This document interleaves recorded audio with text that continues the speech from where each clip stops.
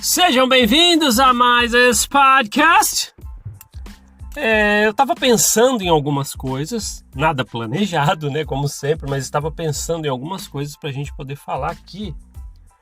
E vamos ver se sai, né? Porque na verdade são assuntos às vezes tão delicados, né? Mas não importa, né? A locomotiva em alta velocidade não tem parada. E qual é o receio, não é verdade? Passamos poucas e boas dentro da corporação Mormon. Teve coisas boas que nós lembramos, com pessoas que conhecemos, mas aquelas coisas que marcaram, principalmente aquela rasteira que a gente levou, aquela decepção que nós sofremos com as coisas que nós fomos aprendendo ou com as coisas que vivemos lá dentro, nos dão o direito, prestem atenção nisso, por termos vivido isso e passado por uma decepção dentro da corporação, seja por sua história ou por qualquer coisa, temos o direito de expressar as nossas opiniões. Principalmente quando temos conhecimento de causa. 4 décadas vividos dentro da corporação é um bom conhecimento para poder trazer para cá. E, na verdade, eu tenho falado com pessoas que passaram até menos tempo que 4 décadas. Fiquei lá 6 meses, 1 ano.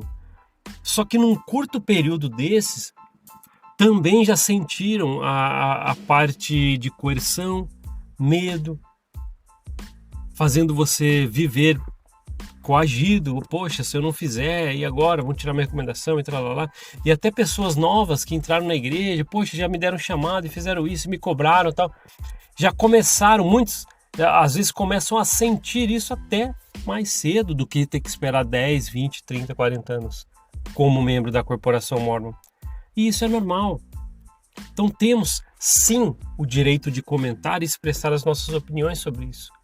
E eu tenho falado que os comentários no YouTube desse podcast é um grande e bom canal para que você possa expressar um pouco. E é isso, eu acho bacana. Então faça seu comentário no YouTube.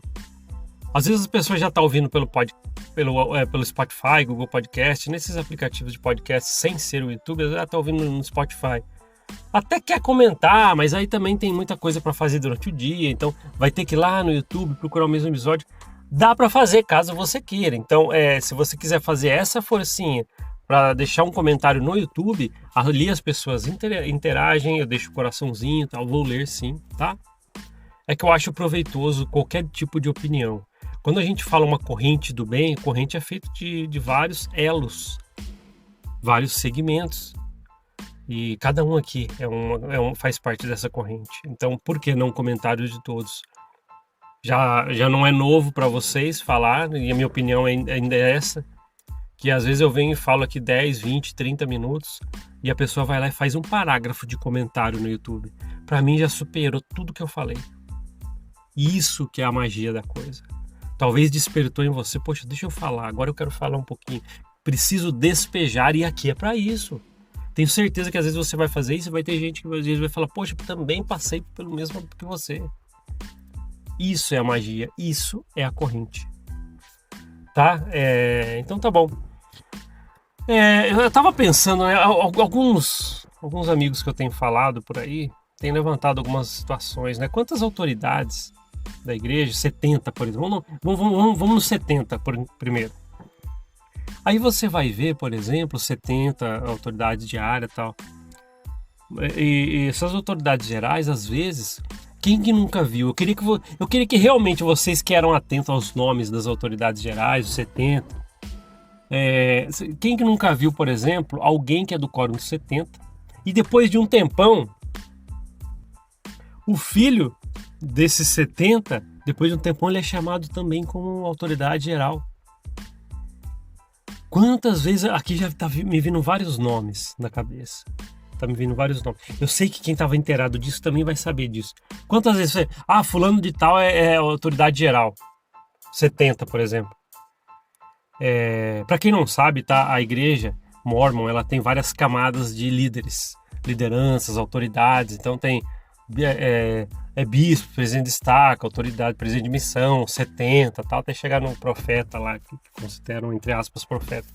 Mas aí, por exemplo, falando em 70, quem que nunca ouviu assim, olha, aquele 70 ali, depois de um tempo, olha, o filho daquele 70 também foi chamado de autoridade geral, como 70, por exemplo.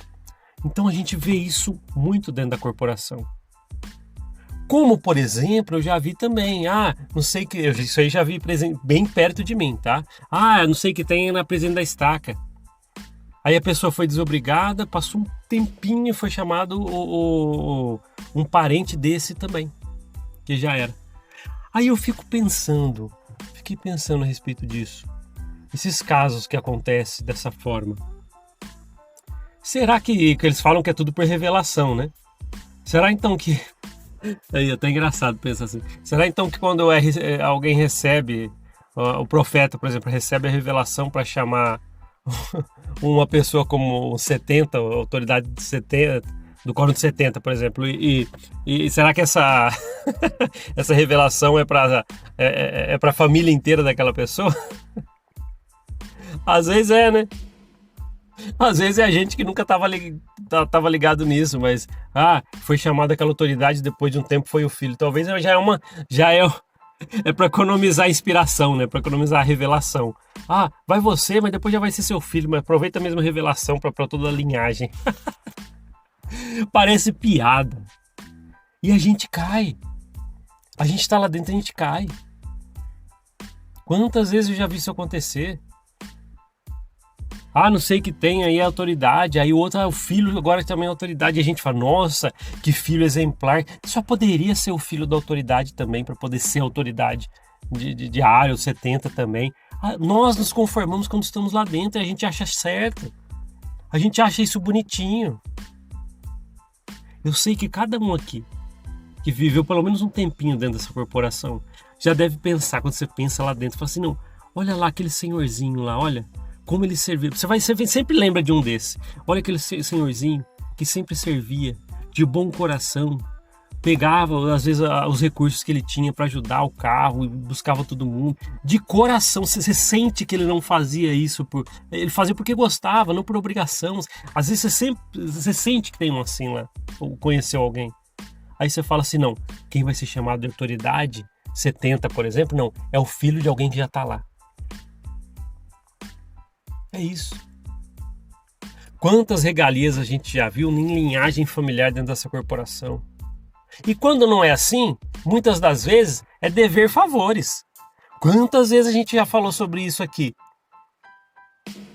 Chega alguém, poxa, eu fui seu bispo, nas entrevistas, eu aliviava para você, agora se você for presidente da estaca um dia, me coloca num carguinho aí. A gente sabe que isso existe, é uma política. É uma política. Claro. E é isso. E é todo o sistema baseado nisso. Não tem jeito. Quando a gente pensa sobre isso, vem isso na cabeça. Por isso que a gente já toca no assunto, por exemplo, de revelação. Recebi revelação que você não sei o quê. Recebi revelação, não sei o que tem. Quantas vezes, por exemplo, um bispo, presidente de estaca, chama os amiguinhos para cargos ali, que entre aspas, relevantes. Imagina, chama o melhor amigo dele, ou um parente, que eu já vi isso acontecer. Estou recebendo revelação que chamou para você trabalhar aqui comigo de conselheiro. Meu pai do céu. E gente ralando. E às vezes as pessoas estão ali e tal, às vezes até procurando uma oportunidade mesmo. Porque elas estavam com a vida delas vazias e apareceu os missionários preenchendo e agora elas querem fazer parte dessa sociedade. Eu quero sim, se um dia eu puder ter um cargo ali, não estou falando para receber prestígio, porque às vezes tem pessoas de bom coração, mas elas querem ser reconhecidas. Mas não, vamos fazer panelinha, vamos colocar amigos, vamos colocar irmão, vamos chamar o irmão de 70 porque já tem um lá, vamos chamar o filho de 70 porque o pai já está lá. Não, mas é sempre isso. Vamos mandar os filhos das autoridades gerais para lugares mais legais, falando em campo missionário. Isso é claro como se vê. Isso é muito claro. Um exemplo que eu posso te dar, porque eu tenho números para te falar aqui, é o que eu conheci na mesma estaca 12 pessoas que estavam se preparando para ser missionário na minha época. 12 pessoas. E eu lembro, foi 11, por isso que eu tenho esse número vívido na cabeça, porque eu lembro, 11 dessas pessoas foram fazer missão um pouco no Nordeste, outras no Centro-Oeste do país. E uma foi lá para trabalhar no templo de Salt Lake, como missionário, na Praça do Templo. E sabe quem que é esse único que foi para lá? Vou falar bem baixinho. O filho do presidente da Estaca. Falei bem baixinho para você. E aí? Que revelação, hein? Imagina o profeta lá que assina e você recebe seu chamado. Estou recebendo, como todo mundo imagina que é, né? Estou recebendo a revelação que você vai para lá. Estou recebendo a revelação que você vai para lá. Aí chega no filho de um líder. Estou recebendo que... Não, você vai para esse lugarzinho bem especialzinho aqui. E nem estou falando que esses lugares são especiais comparados ao Brasil. Mas eu estou querendo comparar com vocês o raio da diferença que eles fazem dentro dessa corporação com as pessoas. Eu, por exemplo, falando pessoalmente, o Nordeste e Norte do país, por exemplo, é um lugar fantástico para fazer missão. Hoje a gente sabe, fala sobre o livro de Mórmon, aquela papagaiada toda, mas as pessoas, o lugar, a amizade que você faz, é um dos melhores lugares da Terra, Norte e Nordeste. Mas a diferença que você vê de tratamento é isso. Eu conheci ali várias pessoas, todas vão fazer missão, você vai para cá dentro do país, só esse aqui que vai para fora, para o exterior, né? E é o único que é filho de um líder. E aí, o que você me diz? É complicado. Isso é só um exemplo. Porque essas coisas precisam ser ditas. Ah, foi inspiração. Olha só, eu recebi uma revelação que tralalá, nada a ver. Olha, o meu chamado veio até com a tinta da caneta que o profeta assinou. Ó, não é nem impressão, ó, é tinta da caneta mesmo. Olha, ele recebeu revelação que tinha que me mandar para lá. Aham. Tá bom. Comigo tem coisa que não cola mais. Esse negócio de revelação dentro da corporação é uma das maiores papagaiadas que eu já vi na minha vida. Ai, olha só o que ele tá falando de revelação, que é mesmo da igreja, né? Agora ele já tá no inferno mesmo, agora tá com o diabo no corpo, agora ele largou da barra de ferro de vez. Isso porque não acontece às vezes com você. Você tá na ala do unicórnio, na estaca do arco-íris, que a gente fala aqui. A vida real é diferente. A gente vê que revelação, essa verdadeira da vida real dentro da igreja, às vezes é para beneficiar pessoas,